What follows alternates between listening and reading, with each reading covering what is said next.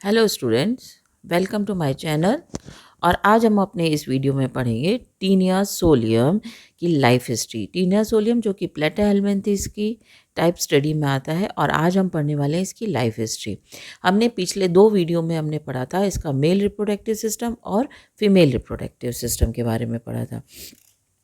Taenia solium जो होता है ये एक उभयलिंगी जीव होता है जिसमें एक ही परिपक्व जो खंड होता है उस खंड में नर और मादा जननांग का एक पूरा सेट जो है वो पाया जाता है। और आज जो हम पढ़ने वाले हैं वो पढ़ने वाले हैं हम इसकी लाइफ हिस्ट्री के बारे में। ओके, तो कम स्टार्ट शुरू करें हम इसकी। तो इसकी जो लाइफ हिस्ट्री होती है वो थोड़ी सी कॉम्प्लिकेट होती है और ये डाइजेनेटिक होता है। डाइजेनेटिक का मतलब ये अपने जीवन व्रत को दो परपोषी में पूरा करता है। तो एक इसका मुख्य परपोषी तो होता है मनुष्य और दूसरा मुख्य परपोषी जो होता है इंटरमीडिएट जो होता है वो होता है पिग। और ये जो है मुक्त लार्वा अवस्था इसमें नहीं पाई जाती जैसे कि फेसियोला हिपेटिका में पाई जाती है। मिरिजीडियम लार्वा जो मुक्त लार्वा होता है वो ऐसा यहाँ पे नहीं पाया जाता है। और इसका जो एक परपोषी में केवल एक फीताक्रमी होने पर भी इसकी निषेचन की संभावना जो है वो कम होती है। इसके अंदर क्या होता है, फर्टिलाइजेशन जो है वो सेल्फ फर्टिलाइजेशन होता है। क्यों होता है कि एक सेल्फ फर्टिलाइजेशन मतलब क्या है कि एक ही जो खंड है उस खंड के नर और मादा युग्मक में इसमें निषेचन हो जाता है। लेकिन कभी कभी अगर ये मुड़ जाता है अच्छे से तो एक सेगमेंट का दूसरे सेगमेंट के पास आ जाता है तो इसमें कॉपुलेशन के बाद पर निषेचन भी होता है। मैथुन क्रिया में कॉपुलेशन में क्या होता है, एक देह खंड का जो सीरस होता है वो उसी देह खंड या किसी अन्य देह खंड की योनि में विजाइना में प्रवेश कर जाता है और शुक्राणुओं को ये वहाँ पे छोड़ देता है, ठीक है ना, विसर्जित कर देता है। और दूसरे खंड में प्रवेश उसी समय संभव होता है कि जब स्ट्रोबिला जो होते हैं जो इसके खंड होते हैं उसके मुड़ जाने के कारण दो मैच्योर सेगमेंट जो है वो जनन रंध्र जो है मैच्योर सेगमेंट के भी दो जनन रंध्र, क्योंकि यहाँ पे क्या होता है जनन रंध्र ऑल्टरनेट होते हैं तो वो दोनों परस्पर संपर्क कर जाते हैं। इसके अतिरिक्त अगले परिपक्व देहखंड जिनमें मदांग का जो फीमेल रिप्रोडक्टिव ऑर्गन है उसका अभाव होता है, पिछले भाग के ऐसे परिपक्व देहखंड जिनके साथ वो मैथुन कर सकते हैं जिनमें मादा जननांग पूर्ण रूप से विकसित होता है तो ही इनमें जो है वो क्रॉस फर्टिलाइजेशन होता है। तो इसमें एक ही एनिमल के अलग अलग सेगमेंट के अंदर भी जब कॉपुलेशन होता है तो भी हम उसे क्या बोलते हैं, क्रॉस फर्टिलाइजेशन बोलते हैं। दो अलग अलग एनिमल नहीं होकर के एक ही एनिमल के दो अलग अलग खंड के अंदर भी होता है तब हम उसे क्रॉस फर्टिलाइजेशन बोलते हैं। सॉरी, लेकिन इनमें सेल्फ फर्टिलाइजेशन भी हो जाता है कि एक ही देहखंड के जो है गैमेट्स जो है वो निषेचन कर लेते हैं और वो सेल्फ फर्टिलाइजेशन होता है। जो सीरस है वो जो वेजाइना में अपने स्पर्म्स को डिपॉजिट कर देता है। जो स्पर्म डिपॉजिट हो जाते हैं वो सेमाइनल रिसेप्टिकल्स में चले जाते हैं और जो स्पर्मेटोजोआ में शुक्रगाई में पहुंच जाते हैं वहाँ पे इकट्ठे रहते हैं। कब तक इकट्ठे रहते हैं, जब तक कि ओवा निकलने नहीं शुरू हो जाते हैं, क्योंकि यहाँ पे प्रोटोएंड्रस कंडीशन होती है। मेल पहले डेवलप होता है, फीमेल गॉनेट्स जो है वो बाद में डेवलप होते हैं। जब ये दोनों निषेचन वाहिनी में परस्पर संयोग करते हैं और जाइगोट बनाते हैं तो यहाँ पे जो निषेचन होता है वो कहाँ पे होता है, निषेचन वाहिनी में इनमें निषेचन क्रिया पाई जाती है। फॉर्मेशन ऑफ एग कैप्सूल यानी संपूर्ण का निर्माण, संपुट का निर्माण कैसे होता है। जब जाइगोट बन जाता है तो जाइगोट बनने के बाद वो जो है वो ऊ टाइप जो होता है उस ऊ टाइप में ले जाते हैं और वहाँ ऊ टाइप के अंदर जो वेटेलाइन ग्लैंड्स जो पीतक ग्रंथियाँ पाई जाती है जो कि यौग को स्रावित करती है वो युग्मनज के साथ जुड़ जाती है और इसके बाद दोनों ये एक शेल के अंदर बंद हो जाते हैं। लाइक इस डायग्राम में जो दिख रहा है, इधर जाइगोट है और ये पास पास जो है वो कौन सी सेल्स है, योग सेल्स हैं, और इसके ऊपर जो है वो एक कैप्सूल जैसी स्ट्रक्चर बन जाता है।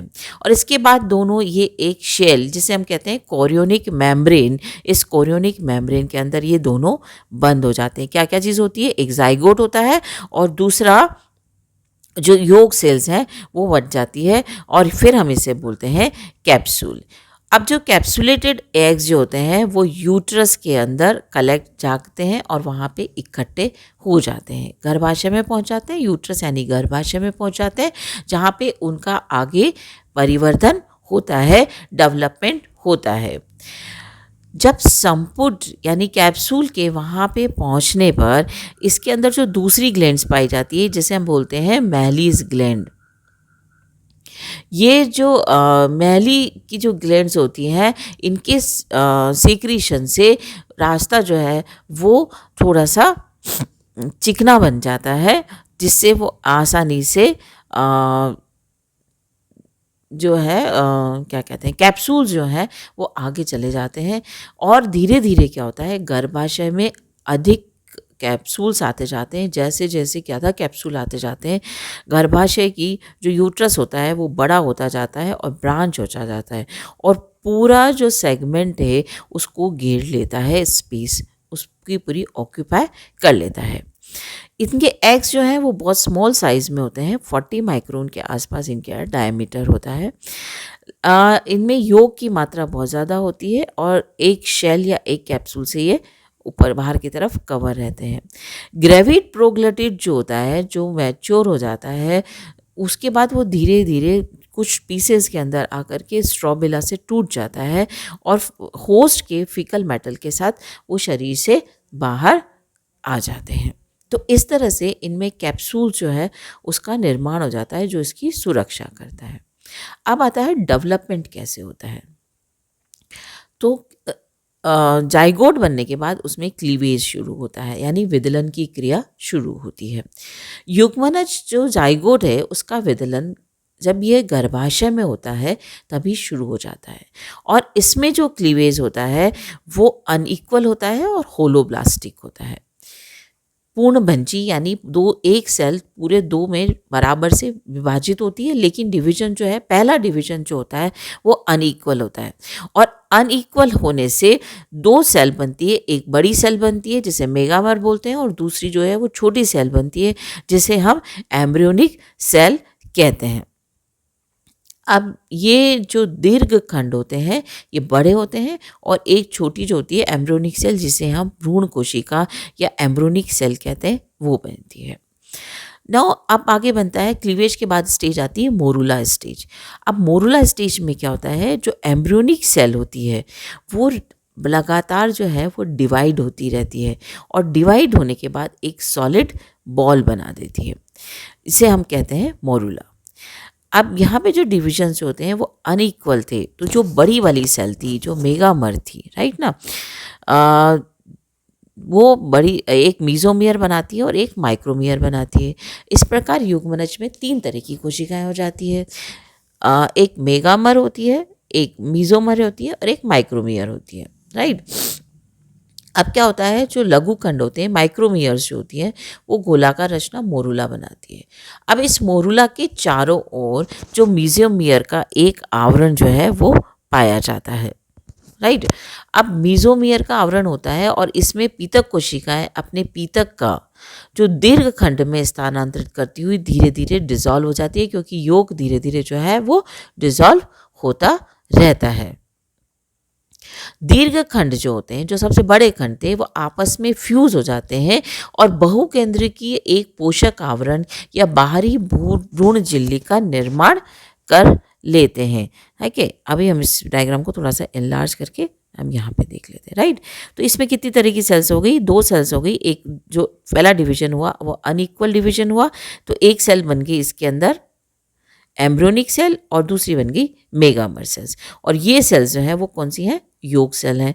अब ये जो एम्ब्रियोनिक सेल होती है वो फिर से डिवाइड होती है और दो सेल्स बनाती है, एक माइक्रोमियर और एक मीजोमियर। तो यहाँ पे तीन तरह की सेल्स हो गई, मेगामियर, मेजोमियर एंड माइक्रोमियर। अब जब धीरे धीरे माइक्रोमियर्स तो मल्टीप्लाई होती रहती है और ये बना देती है मोरुला। मीजोमियर्स जो होती हैं ये जो है ये एम्ब्रोनी सीक्रेटिंग सेल्स जो होती है बीच वाली लेयर, ये बना देती है मीजोमियर्स। अब जो बाहर वाली जो मेगामियर्स होती हैं वो इन योग साल से फ्यूज़ होकर के एक बाहर की तरफ एक आउटर कवरिंग जो है वो बना लेती है और उसे कहते हैं हम आउटर एम्ब्रियोनिक मेम्ब्रेन कहते हैं। तो इस तरह से जो स्टेजेस सेल्स बन जाती है, ये वाली जो सेल कहलाती है, ये आगे जा कर के हेक्साकैंथ या ऑन्कोस्फेयर बनाती है। आगे का डेवलपमेंट हेक्साकैंथ लार्वा। अब जो माइक्रोमियर जो थी वो किस में चेंज हो जाती है? हेक्साकैंथ में। यानी जो माइक्रोमियर ने जो मोरुला बनाया था वो आगे जा कर के किस में चेंज हो जाता है? हेक्साकैंथ लार्वा में चेंज हो जाता है।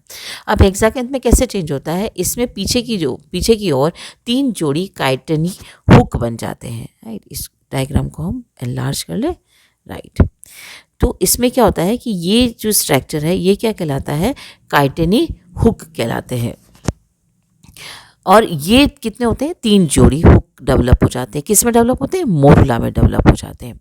ये हुक जो है वो ऑन्कोब्लास्ट नामक विभेदी कोशिकाओं से सीक्रीट होते हैं। 6 हुक वाले इस स्ट्रक्चर को हम कहते हैं हेक्साकैंथ कहते हैं। क्या कहते हैं? हेक्सा यानी 6 हुक होते हैं, इसलिए हम इसका नाम रखते हैं हेक्साकैंथ।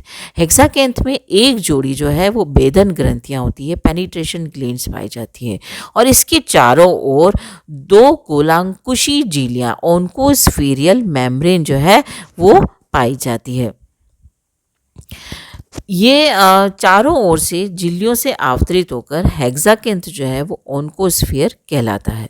गोलांकुश को बाहर से घेरने वाला जो प्रारंभिक पतला कवच कोरियोनिक मेम्ब्रेन जो है वो धीरे धीरे नष्ट हो जाती है और इससे अब भ्रूणधर ही इसका सबसे बाहरी आवरण होता है। भ्रूणधर मतलब कौन सा होता है? जो उधर बना था एम्ब्रियोनिक मेम्ब्रेन जो बनी थी वही इसके चारों तरफ रह जाती है और जो शुरू के अंदर जो एग शेल या कोरियोनिक मेम्ब्रेन बनी थी वो इसकी डिसॉल्व हो जाती है।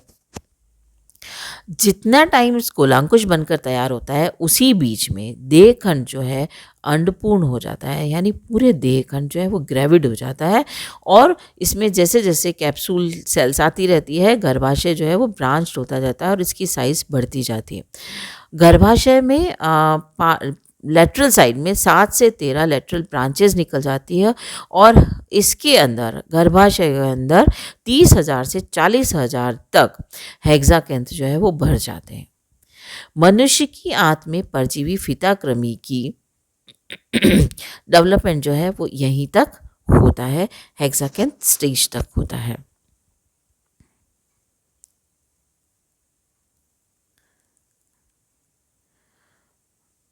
ये हमने पूरा एक साथ पढ़ लिया था। तो फिर हेक्साग्रेविड प्रोग्लैटिड जो है वो पास आउट हो जाते हैं होस्ट बॉडी के साथ।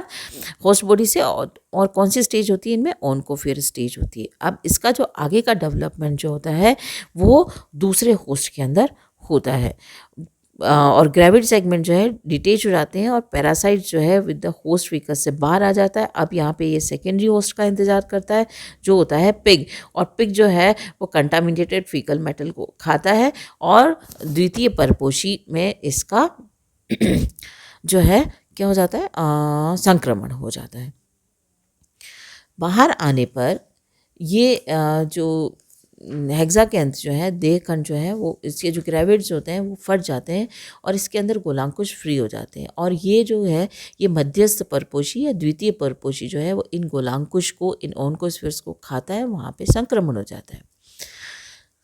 यदि मनुष्य की जो फीकल मेटल है इसका जो सेकेंडरी परपोषी के अलावा कोई कुत्ता, बंदर, भेड़ में भी संक्रमण हो सकता है और अगर मनुष्य इन गोलांकुश युक्त अर्ध पके या बिना साफ किए हुए जहाँ पे सब्जियाँ खा जाता है, तो वो स्वयं भी द्वितीय परपोषी की भांति कार्य कर सकता है।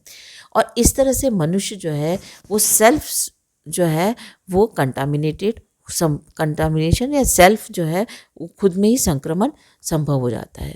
और जब किसी प्राथमिक परपोषी मनुष्य की आत्म के विपरीत क्रमानुकुंचन गति के कारण क्रमिता के अंडपूर्ण देह खंड आमाशय में आ जाते हैं, तो भी कुलांकुश से इसका संक्रमण जो है वो हो जाता है। नाउ अब इसका जो नेक्स्ट स्टेज लार्वा होता है वो होता है ब्लैडर वॉर्म लार्वा या सिस्टी सर्कस लार्वा। द्वितीय परपोषी के आमाशय में जब ये पहुंच जाता है तो वहाँ का जो अम्लीय जठर रस होता है उसकी रिएक्शन से गोलांकुश का जो भ्रूणधर और आधार झिल्ली जो होती है वो नष्ट हो जाती है। राइट, जब इसकी जो भ्रूण झिल्ली और जो आधार झिल्ली है वो सब नष्ट हो जाती है और ये फ्री हो जाता है। ये जब फ्री हो जाता है तो इसके जो हुक पाए जाते हैं इसके अंदर, इस हुक की सहायता से ये आंत की जो उपकला होती है उसको भेद करके अधोश्लेष्मी रुधिर वाहिनियों या लसिका वाहिनियों में पहुंच जाता है। और ये सारा काम जो है ये 6 हुक और इसके अंदर जो भेदन ग्रंथियाँ पाई जाती है इनसे ये पूरा करता है।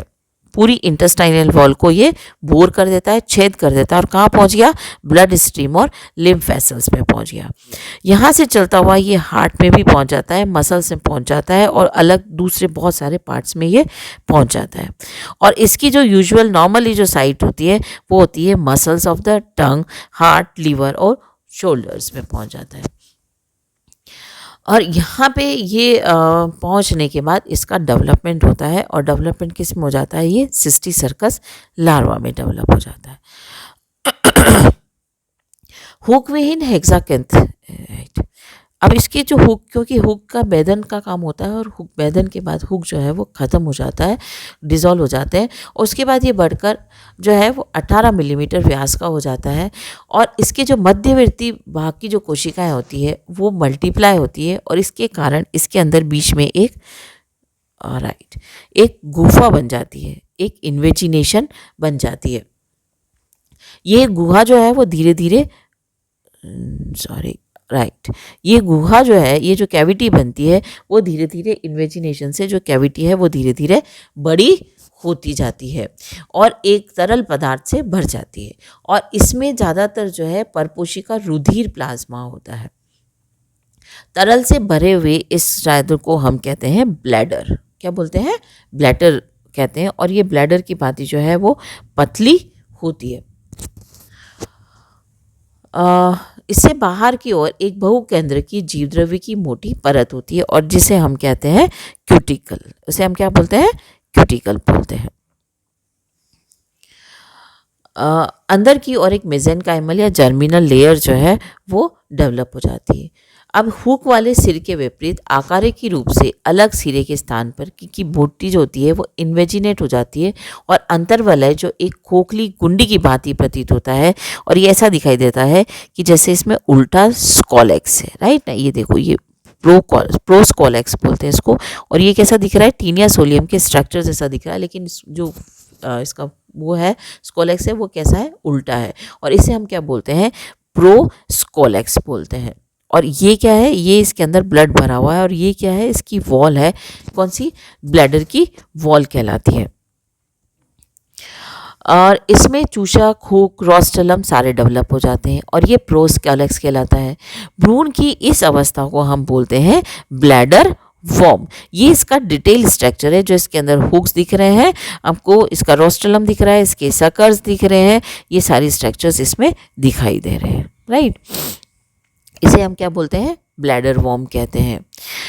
टीनिया सोलियम में ब्लैडर वॉर्म जो है वो सिस्टी सर्कस टाइप का होता है और इसमें का मतलब क्या होता है, ये एक बड़ा एक इसके अंदर चैम्बर ब्लैडर होता है और एक स्कॉलेक्स होता है और इसीलिए हम इसे ब्लैडर वॉर्म को हम सिस्टी सर्कस भी कहते हैं।